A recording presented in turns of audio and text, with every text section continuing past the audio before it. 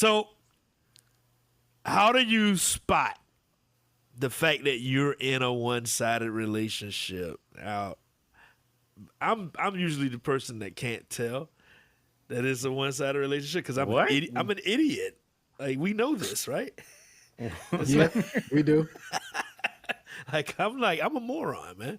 And I think that like a lot of times, man, like you think that you're not in a one-sided relationship because you know you're just trying to look out for people. And when I'm talking about relationship, I'm not talking about like just romantic relationship. I'm talking about friendships and everything, man. Like where it's like you're doing all the giving and you're getting none of the getting.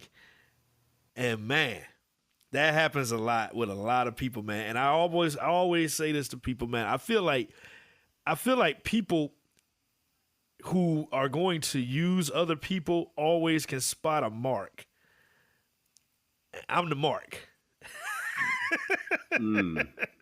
But like I said in last segment, I think a lot of the blame is placed on the individual that's going above and beyond.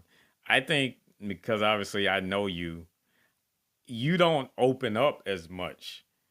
So the other person is probably the one that's always opening up to you, right? So um, if they don't really understand or know you like that, then how can they give? How can they reciprocate your needs if you don't open up to them?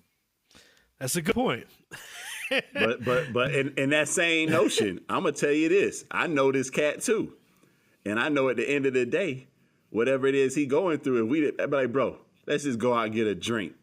That's knowing that dude, and he ain't even got a drink just to get out of whatever he doing to break the monotony of what's going on, even if he not opening up, so to speak. And it's just like you saying, it's in that give and take. Like over the years, what I've learned is that I can't stop being me.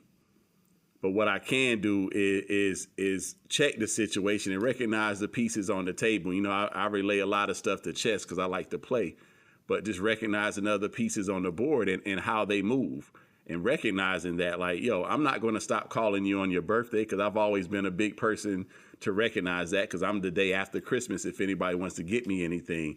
But it's not about that, though. My Cash App is Q Kittles, though. But, you know, it's not about all of that. It's just, again, I just always took pride in knowing that mine was right after a holiday.